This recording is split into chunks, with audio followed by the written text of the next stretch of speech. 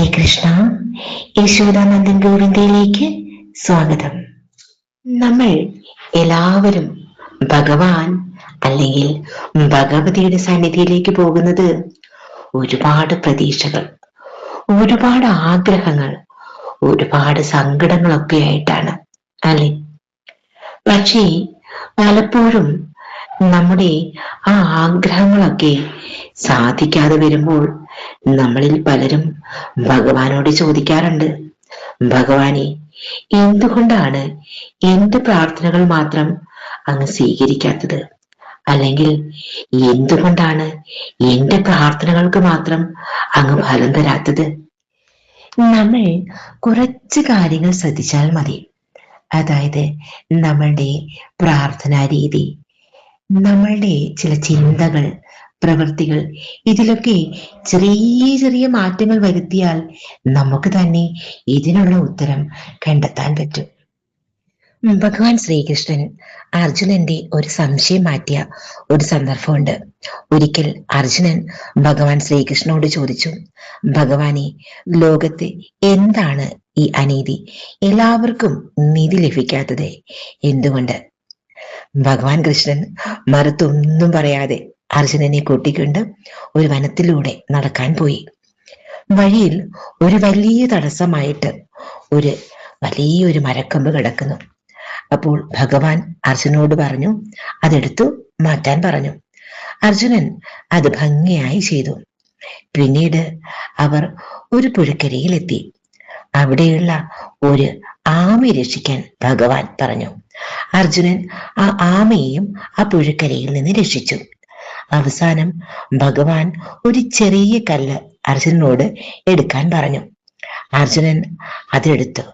അപ്പോൾ ഭഗവാൻ പറഞ്ഞു, അർജുന, ആ കല്ലിന്റെ ഉള്ളിലേക്ക് നോക്കൂ. അർജുനൻ കല്ല് പിളർത്തി നോക്കിയപ്പോൾ അതിനുള്ളിൽ നനഞ്ഞ ഒരു ചെറിയ തവള ഇരിക്കുന്നു. അപ്പോൾ അർജുനൻ അത്ഭുതത്തോടു കൂടി ചോദിച്ചു, ഭഗവാനെ, ഈ കല്ലിനുള്ളിൽ എങ്ങനെയാണ് ഈ തവള എത്തിയത്? ആർക്കും ഇതിനെ സഹായിക്കാൻ കഴിയില്ലല്ലോ. അപ്പോൾ ഭഗവാൻ ചിരിച്ചുകൊണ്ട് പറഞ്ഞു, അർജുന, ആ തവളയ്ക്ക് വിശക്കുമ്പോൾ ആ കല്ലിന്റെ സുഷിരത്തിലൂടെ ചെറിയ പ്രാണികൾ അകത്തു വരും. അത് തവള ഭക്ഷിക്കും. അങ്ങനെ അത് ജീവിക്കുന്നു. ഓരോ ജീവിക്കും ആഹാരം നൽകുന്നതിനും അതിനെ പരിപാലിക്കുന്നതിനും എനിക്ക് കൃത്യമായ പദ്ധതികളുണ്ട്. ഞാൻ ഓരോ ജീവിയെയും ശ്രദ്ധിക്കുന്നുണ്ട്. കാരണം ഇതെല്ലാം എൻ്റെ സൃഷ്ടികൾ മാത്രമാണെന്ന് നീ മനസ്സിലാക്കൂ. എന്നിട്ട് ഭഗവാൻ പറഞ്ഞു, നീ ഇതിൽ നിന്നും എന്ത് തത്വമാണ് ഗ്രഹിച്ചത്? മരക്കൊമ്പ് നാം ചെയ്യേണ്ട കർമ്മത്തെയാണ് സൂചിപ്പിക്കുന്നത്, നാം ചെയ്യേണ്ട ധർമ്മം. ആമ എന്തിനെ സൂചിപ്പിക്കുന്നത്? സഹജീവികളോടുള്ള കരുണ. തവള സർവവ്യാപിയായിട്ടുള്ള ഈശ്വരന്റെ കരുതൽ. അതായത് അർജുന, നീ ആ മരക്കൊമ്പ് മാറ്റിയപ്പോൾ വഴി തെളിഞ്ഞു, ആമയെ രക്ഷിച്ചപ്പോൾ കരുണ കാണിച്ചു. പക്ഷേ കല്ലിനുള്ളിലെ തവളയെ രക്ഷിക്കാൻ നിന്റെ സഹായം വേണ്ടി വന്നില്ല. ഞാൻ തന്നെ അതിനെ കാത്തുരക്ഷിച്ചു. ഇതിൽ നിന്നും നാം മനസ്സിലാക്കേണ്ടുന്നത്, ജീവിതത്തിൽ ചില കർമ്മങ്ങൾ നാം ചെയ്യണം. ചില കർമ്മങ്ങൾ മറ്റുള്ളവർക്ക് വേണ്ടി ചെയ്യണം, അതായത് സേവനം ചെയ്യണം. എന്നാൽ നാം എന്തു തന്നെ ചെയ്താലും ഇല്ലെങ്കിലും ഈ പ്രപഞ്ചത്തിന്റെ ഓരോ അണുവിനെയും കാത്തു സൂക്ഷിക്കാൻ അവരേ ശക്തി എപ്പോഴും ഉണർന്നിരിക്കുന്നുണ്ട് എന്ന ചിന്തയോടുകൂടി നമ്മൾ ജീവിക്കുക. പലരും എന്നോട് ചില വിഷമതകളൊക്കെ പ്രാർത്ഥിക്കാൻ വേണ്ടി പറയാറുണ്ട്. ചിലർക്ക് പെട്ടെന്ന് തന്നെ ഫലം ലഭിക്കാറുണ്ട്. എന്നാൽ മറ്റു ചിലർക്കാണെങ്കിൽ ഏറെ വൈകാറുണ്ട്. അപ്പോൾ ഞാൻ അവരോട് പ്രാരബ്ധ കർമ്മത്തെ പറ്റിയും കർമ്മസിദ്ധാന്തത്തെ പറ്റിയൊക്കെ പറയാറുണ്ട്. അതുകൊണ്ട് ഇന്ന് ഞാൻ ഈ ഒരു സബ്ജക്റ്റ് വീഡിയോയിൽ ഉൾപ്പെടുത്താമെന്ന് വിചാരിക്കുന്നു. നമ്മൾ കുറച്ച് വിശദമായിട്ട് മനസ്സിലാക്കേണ്ട ഭാഗങ്ങളായതുകൊണ്ട് ഞാൻ പാർട്ടായിട്ടായിരിക്കും വീഡിയോ ചെയ്യുന്നത്. കാരണം സഞ്ചിത കർമ്മങ്ങൾ കൊണ്ടും പ്രാരബ്ധ കർമ്മങ്ങൾ കൊണ്ടും നമ്മൾ അനുഭവിക്കുന്ന കുറേ വിഷമതകളുണ്ട്. നമ്മളുടെ കുടുംബത്തെ പറ്റി, നമ്മളുടെ മക്കളെ പറ്റി, അതല്ലെങ്കിൽ വിവാഹത്തെ പറ്റി, ജോലിയെ പറ്റി, നമ്മളുടെ കടം, രോഗം, ഇങ്ങനെ പല വിഷമതകളും നമ്മൾ അനുഭവിക്കുന്നുണ്ട്. ഈ ഒരു വിഷമതകൾ നമ്മൾക്ക് തരണം ചെയ്യാൻ നമ്മൾ ചില കാര്യങ്ങൾ മനസ്സിലാക്കി ആ ഭഗവാനോട് നമ്മുടെ പ്രാർത്ഥനകൾ വെച്ചാൽ തീർച്ചയായിട്ടും അതിൻ്റെ ഫലം നമുക്ക് ലഭിക്കുക തന്നെ ചെയ്യും. അതുകൊണ്ട് ഈ വീഡിയോയുടെ ആദ്യം മുതൽ അവസാനം വരെ എന്നോടൊപ്പം എല്ലാവരും ഉണ്ടാകുമെന്ന പ്രതീക്ഷയിലാണ് ഞാൻ തുടങ്ങുന്നത്. എല്ലാവരും നിങ്ങളുടെ അനുഭവങ്ങളും കമന്റ് ചെയ്യാൻ മറക്കരുത്. ഭഗവാന്റെ നാമം എഴുതി, ആദ്യം തന്നെ ഭഗവാന്റെ നാമം എഴുതി കമന്റ് ചെയ്തോളൂ. ഭഗവാൻ ശ്രീകൃഷ്ണൻ ഗീതയിൽ പറയുന്നുണ്ട്, അതായത് ശ്രീമദ് ഭഗവത്ഗീതയിലെ ഏറ്റവും പ്രശസ്തവും അർത്ഥവത്തായിട്ടുള്ള ശ്ലോകമാണ് അധ്യായം 2 ശ്ലോകം 47. അതായത് ഇങ്ങനെയാണ്: കർമ്മണ്യേ വാധികാരസ്തി മാ ഫലേഷു കദാചന മാ കർമ്മ ഫലേതുർഭൂ മാതേ സങ്കോസ്ത കർമ്മണി. അതായത് ഭഗവാൻ പറയുന്നു, നിനക്ക് നിന്റെ കർമ്മങ്ങളിൽ, അതായത് നിന്റെ പ്രവൃത്തികളിൽ മാത്രമേ അധികാരമുള്ളൂ. അതിൻ്റെ കർമ്മഫലത്തിൽ നിനക്ക് ഒരിക്കലും അധികാരമില്ല. കൂടാതെ കർമ്മഫലത്തെ ആഗ്രഹിച്ചുകൊണ്ടും നീ കർമ്മം ചെയ്യരുത്. അതുപോലെ കർമ്മം ചെയ്യാതിരിക്കുന്നതിലും നിനക്ക് താല്പര്യമുണ്ടാകരുത്. ലളിതമായി പറഞ്ഞാൽ, നിന്റെ കടമ എന്താണോ അത് ഭംഗിയായി ചെയ്യുക. അതിൻ്റെ ഫലം എന്തായിരിക്കുമെന്ന് ഒരിക്കലും നീ ചിന്തിച്ച് ആകുലപ്പെടരുത്. എന്നാൽ ഫലം ലഭിക്കില്ല എന്ന് കരുതി കർമ്മം ചെയ്യാതിരിക്കുകയും അരുത്. ഇതാണ് ഭഗവാൻ പറയുന്നത്. അതായത് ഗീതയിലെ ഈ ശ്ലോകം പറയുന്നത് നിഷ്കാമ കർമ്മത്തെ പറ്റിയാണ്. അതായത് ഫലം ആഗ്രഹിക്കാതെ കർമ്മം ചെയ്യണമെന്നാണ് ഭഗവാൻ പറയുന്നത്. അപ്പോൾ നമ്മൾക്ക് അടുത്ത ചിന്ത വരും, അങ്ങനെയെങ്കിൽ നമ്മുടെ പ്രവൃത്തി, അതായത് നമ്മുടെ കർമ്മത്തിനും നമ്മൾ ഭഗവാനോട് വെക്കുന്ന പ്രാർത്ഥനകൾക്കൊന്നും ഫലം ലഭിക്കില്ലേ? തീർച്ചയായും ലഭിക്കും. പക്ഷേ നമ്മുടെ ചില കാഴ്ചപ്പാടുകളാണ് മാറ്റേണ്ടുന്നത്. നോക്കൂ, കർമ്മം എന്നത് വലിയൊരു വൃക്ഷത്തെ പോലെയാണ്. ഒരു വിത്ത് നട്ടു കഴിഞ്ഞാൽ അത് ഉടനെ മുളയ്ക്കണമെന്നില്ല. അതിന് കൃത്യമായ കാലാവസ്ഥയും സമയവും ആവശ്യമാണ്, അല്ലേ? അതുപോലെ നാം ചെയ്യുന്ന സൽക്കർമ്മങ്ങൾക്ക് അതിൻ്റെതായ പാകപ്പെടൽ സമയമുണ്ട്. നാം എന്തനുഭവിക്കുന്നു എന്നത് പൂർവകർമ്മത്തിന്റെ ഫലമാണ്. എന്നാൽ നാളെ എന്തായി തീരണം എന്ന ചിന്ത ഉണ്ടാകാനും പാടില്ല. അതായത് വിത്തിട്ടുടനെ മരം വളരണമെന്നില്ല. അതുപോലെ നാം ഇന്ന് ചെയ്യുന്ന പ്രാർത്ഥനയോ കർമ്മമോ ഫലം നൽകാൻ ചിലപ്പോൾ സമയമെടുക്കും. നമ്മുടെ മുൻകാല കർമ്മങ്ങളുടെ, അതായത് പൂർവകർമ്മം, ഞാൻ പൂർവകർമ്മങ്ങളെ പറ്റി വിശദമായിട്ട് അടുത്ത ഭാഗങ്ങളിൽ പറയാം.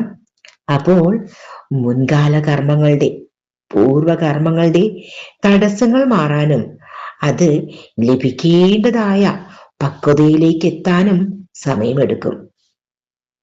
ഭഗവാൻ പറയുന്നത് പോലെ കുഞ്ഞുങ്ങൾക്ക് മിഠായി ഭയങ്കര ഇഷ്ടമാണ്, അല്ലേ? പക്ഷേ നിത്യവും അത് ചോദിച്ചാൽ സ്നേഹമുള്ള അമ്മ കൊടുക്കാറില്ല. കുട്ടിക്ക് ദോഷമുള്ള കാര്യങ്ങളൊന്നും അമ്മ ചെയ്യാറില്ല. അതുപോലെ പ്രാർത്ഥനകൾ പലപ്പോഴും ചെറിയ കാഴ്ചപ്പാടിൽ നിന്നാണ് വരുന്നത്. നമുക്ക് ഏതാണോ ഗുണകരമെന്ന് സമയമാകുമ്പോൾ ഭഗവാൻ നൽകും. ചിലപ്പോൾ നമ്മൾ ചോദിച്ചതിനേക്കാൾ മികച്ചതായിരിക്കും നമുക്ക് ലഭിക്കുക. ഭഗവാൻ പറയും, പ്രാർത്ഥന എന്നത് ഒരു വസ്തുവോ നേട്ടമോ ചോദിച്ചു വാങ്ങൽ മാത്രമാകരുത്. സമർപ്പണത്തോടുകൂടി ചെയ്യണം.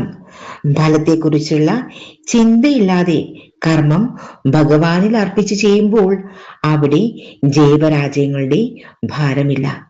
ഈ അവസ്ഥയാണ് ഏറ്റവും വലിയ സമാധാനം. അതുകൊണ്ട് ക്ഷേത്രത്തിൽ പോകുമ്പോൾ അമിതമായ ആഗ്രഹങ്ങൾക്കപ്പുറം അഹങ്കാരമില്ലാതെ നിൽക്കുക. എനിക്ക് ഇത് തന്നെ വേണം എന്നതിന് പകരം ഭഗവാനെ, അങ്ങേക്ക് ഉചിതമെന്ന് തോന്നുന്നത് എനിക്ക് നൽകണമേ എന്ന് പ്രാർത്ഥിക്കുക. പ്രാർത്ഥന എന്നത് കർമ്മഫലത്തെ ഇല്ലാതാക്കാനുള്ള വഴിയല്ല, മറിച്ച് ആ ഫലത്തെ അതിജീവിക്കുവാനുള്ള മനക്കരുത്ത് നേടാനുള്ള വഴിയാണ്. ആത്മീയതയിൽ 3 തരത്തിലുള്ള പ്രാർത്ഥനകളാണുള്ളത്. നമ്മൾ കഷ്ടപ്പാട് മാത്രം വരുമ്പോൾ ഭഗവാനെ വിളിക്കുന്നത്, എന്തെങ്കിലും ഭൗതിക നേട്ടത്തിന്, വീട്, ജോലി, ധനം, വിവാഹം, ഇങ്ങനെയുള്ള ഭൗതിക നേട്ടത്തിന് വിളിക്കുന്നത്. പിന്നീട് ഭഗവാനെ അറിയാനും ഭക്തി നിലനിർത്താനും വിളിക്കുന്നത്. ഏറ്റവും ഉത്തമമായ പ്രാർത്ഥന, ഭഗവാനെ, അങ്ങേ എനിക്ക് എപ്പോഴും ഓർമ്മകളിൽ സാധിക്കട്ടെ എന്ന് പറയുന്നതാണ്. നിങ്ങൾ എത്രത്തോളം ഭഗവാനോട് അടുക്കുന്നുവോ അത്രത്തോളം നിങ്ങളുടെ മനസ്സിലെ ആഗ്രഹങ്ങളുടെ ഭാരവും കുറയും. ആഗ്രഹങ്ങൾ കുറയുമ്പോൾ അസ്വസ്ഥതകൾ കുറയും. അതായത് യഥാർത്ഥ സമാധാനം നമ്മൾ അനുഭവിക്കും. മഹാത്മാക്കൾ പറയുന്നത്, പ്രാർത്ഥന എന്നത് ഭഗവാനോട് നമ്മുടെ ആവശ്യങ്ങളുടെ പട്ടിക നിരത്തുന്നതിലല്ല, സ്വന്തം അഹങ്കാരം ആ ഭഗവാന്റെ തൃപ്പാദങ്ങളിൽ സമർപ്പിക്കുന്നതാണ്. പലരും പറഞ്ഞു കേൾക്കുന്നതാണ്, ഞാൻ എന്റെ കഴിവ് കൊണ്ടാണ് ഇതൊക്കെ നേടിയത് എന്ന ഒരു അഹംഭാവം നമ്മളിൽ പലരിലും ഉണ്ട്. അപ്പോൾ അതൊക്കെ മാറ്റി എല്ലാം ഭഗവാനെ, നിന്റെ അനുഗ്രഹം കൊണ്ട്, ആ ഭഗവാനെ നിന്റെ കാരുണ്യം കൊണ്ടാണ് എനിക്ക് ഇതൊക്കെ സാധിച്ചത്, എല്ലാം നീ തന്നെയാണ് തരുന്നത്, എല്ലാം നിന്റേതാണ് എന്ന ഭാവത്തോടെ ആത്മസമർപ്പണത്തോടു കൂടി എല്ലാം ഒന്ന് ചെയ്തു നോക്കൂ. മഹാബലി ചക്രവർത്തിയുടെ കഥ പോലും നമ്മളെ അത് തന്നെയല്ലേ പഠിപ്പിക്കുന്നത്. മഹാബലി എന്നാൽ മഹത്തായ ബലി നൽകിയെന്നാണ്. വലിയ ദാനശീലനായിരുന്നിട്ടും മഹാബലി ചക്രവർത്തിക്ക് ഞാൻ എന്ന അഹംഭാവം, അഹംബോധം ഉണ്ടായിരുന്നു. അതുകൊണ്ടാണ് ഭഗവാൻ വാമന രൂപത്തിൽ വന്ന് ആ അഹങ്കാരത്തെ ഇല്ലാതാക്കി. ഇതൊക്കെ നമ്മളെ പഠിപ്പിക്കുകയാണ്. മഹാബലി ഭൂമിയാണോ സമർപ്പിച്ചത്? അല്ല, പൂർണ്ണ ശരണാഗതിയാണ് അല്ലേ? എന്താണ്, ആത്മസമർപ്പണം ചെയ്യുകയാണ്. അതിലൂടെ അദ്ദേഹത്തിന് ലഭിച്ച ആ ഉയർന്ന സ്ഥാനം എന്താണെന്ന് നമുക്ക് മനസ്സിലായിട്ടുണ്ട് കഥകളിലൂടെ അല്ലേ? ആ സുതലത്തിൽ ഇന്നും ഭഗവാനാണ് ആ മഹാബലി ചക്രവർത്തിക്ക് കാവൽ നിൽക്കുന്നത്. അതുകൂടാതെ അടുത്ത മന്വന്തരത്തിൽ ദേവേന്ദ്ര പദവി കൂടി ഭഗവാൻ നൽകിയിരിക്കുകയാണ്. അപ്പോൾ ആ ഭഗവാനിലെ ശരണാഗതി അടഞ്ഞാൽ, ആ ആത്മസമർപ്പണം ചെയ്താൽ നമ്മൾക്ക് കിട്ടുന്ന ആ ഒരു സൗഭാഗ്യം അതെന്തെന്ന് നമ്മൾ അനുഭവിച്ചറിയുക തന്നെ ചെയ്യണം. ചിലരുടെ ഒരു രീതിയാണ് ഭഗവാനെ പരീക്ഷിക്കുന്ന രീതി.